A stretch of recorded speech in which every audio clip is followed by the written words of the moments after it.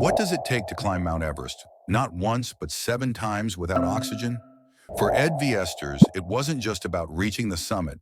It was about surviving the impossible, defying the odds, and rewriting the rules of mountaineering.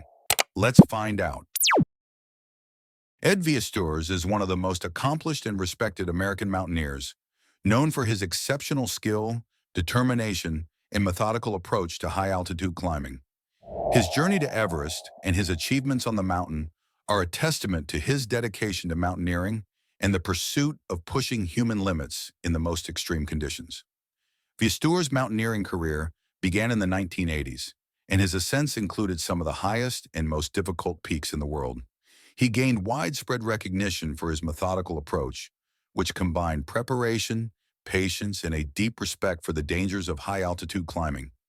As a member of the American Alpine Club and a climber with a meticulous focus on safety, Viesturs became known for his steady, conservative approach to climbing, in contrast to some of the more reckless expeditions that gained attention during the 1990s.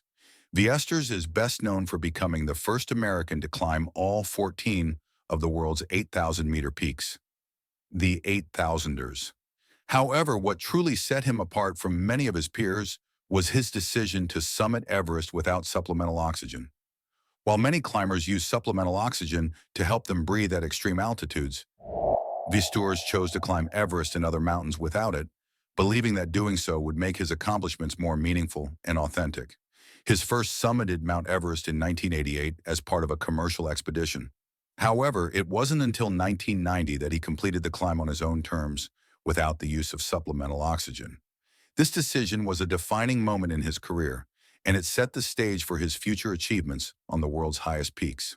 The climb to the summit of Everest is notoriously dangerous, with a thin atmosphere that makes breathing extremely difficult. For most climbers, supplemental oxygen is necessary to survive the harsh conditions.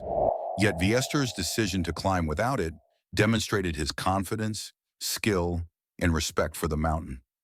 Viesturs also had a close connection to the infamous 1996 Everest disaster.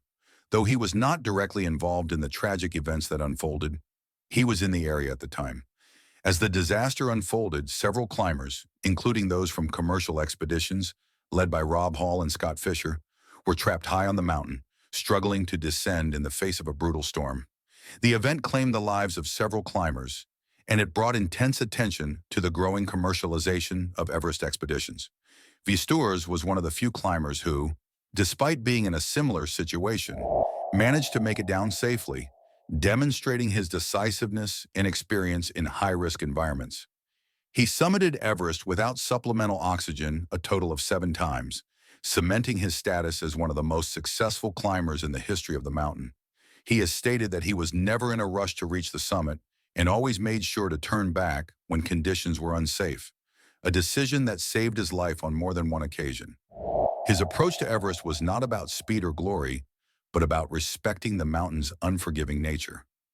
One of the most famous aspects of Viesturs' career was his commitment to climbing each of the 8,000-meter peaks without relying on artificial aids, a feat that requires not just physical endurance, but mental toughness and careful planning. Ed Viesturs is one of the few people to have successfully climbed all 14 of the world's 8,000-meter peaks, and he did so without supplemental oxygen, a remarkable feat. His accomplishments have inspired many mountaineers and climbers, with his book No Shortcuts to the Top serving as both a memoir and a guide for aspiring climbers. His career has been defined by a balance of humility and determination, and his story stands as an example of the power of slow, deliberate progress in the face of extreme challenges. His influence on the mountaineering world goes beyond his personal achievements. He has dedicated much of his time to sharing his knowledge and experience with others, helping to guide expeditions and mentor younger climbers. His philosophy about mountaineering is one that emphasizes safety, respect for nature, and the willingness to turn back when necessary, principles that stand in stark contrast to the more reckless approaches that are sometimes seen on the world's highest peaks. Ed Viesturs is not just a legendary figure because of the number of summits he has achieved, but because of the manner in which he approached these climbs.